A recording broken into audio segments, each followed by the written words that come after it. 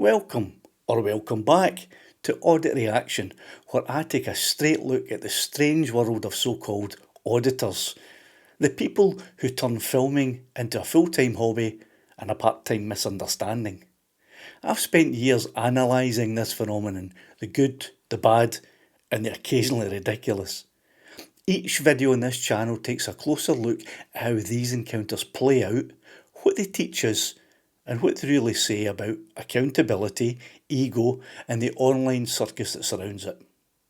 I'm Rob, and this is Audit Reaction, where I separate fact from farce. I just asked you if your intention was to arrest me if I didn't provide the details, and you said yes, so the threat is arrest. Yeah, under section 13 we can require you to provide your details. What is section 13? Section 13 of the Criminal Justice and Licence Scotland Act 2010. Okay, it comes with an arrest power. At that point, sadly for yourself, have to turn your phone off because you become an arrested person.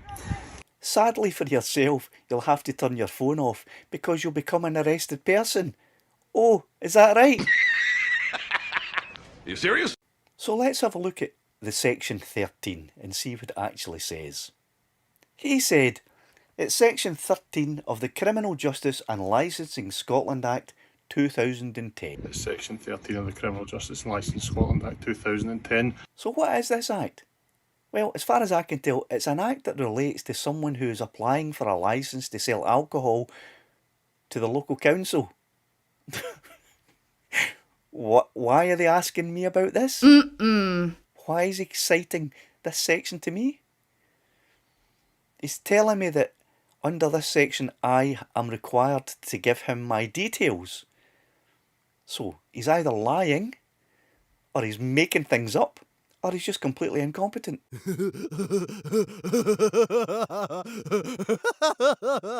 So then he says, it comes with an arrest power. Okay, it comes with an arrest power.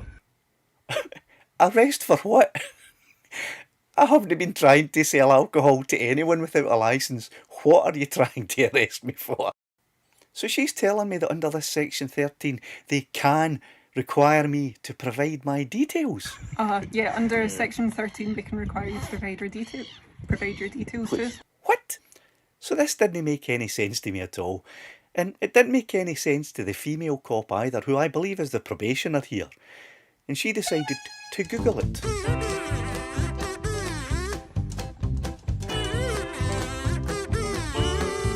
And he joined in with some Googling.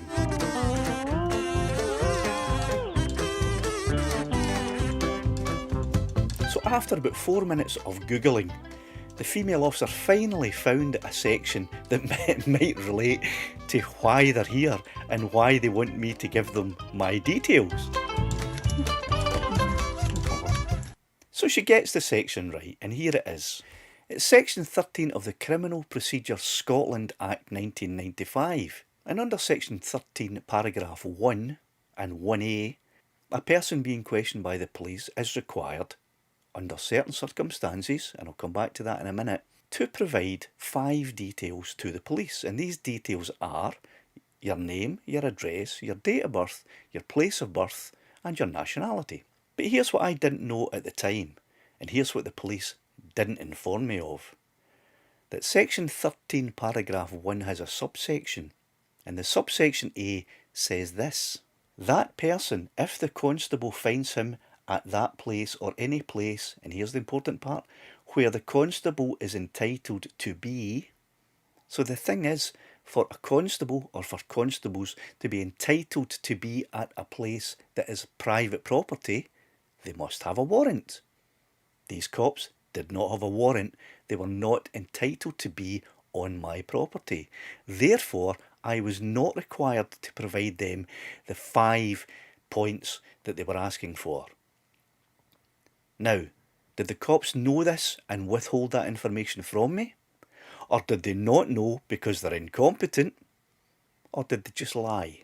So either knowing that this was a lie, or not knowing about this at all because they're incompetent, or just making stuff up, they then threatened to arrest me if I did not provide those details.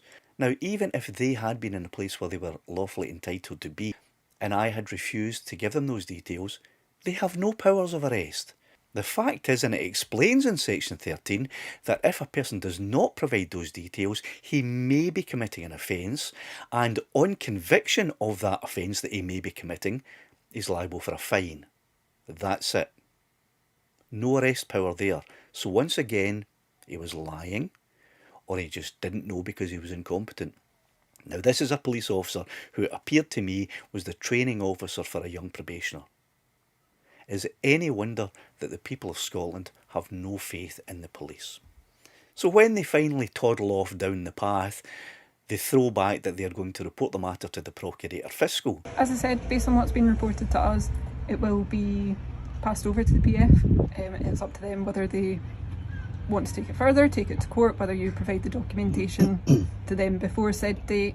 It'll be paperwork in the post. I'd be really interested to see what they're going to report. Dear Procurator Fiscal, we had a guy coming into the station to tell us he saw another guy flying what might have been a drone, or at least he thinks he was maybe flying a drone over a loch in the middle of nowhere. And then we looked on YouTube and found a video that shows someone flying a drone that looked as if it might have been 500 metres. And then we went to someone's house and asked him for his details, and when he refused to give us them, we told him we would arrest him. So please, Procurator Fiscal, get this criminal in the jail. I mean, what? What? If you want to see the full interaction, the full visit unedited, that'll take you straight to it.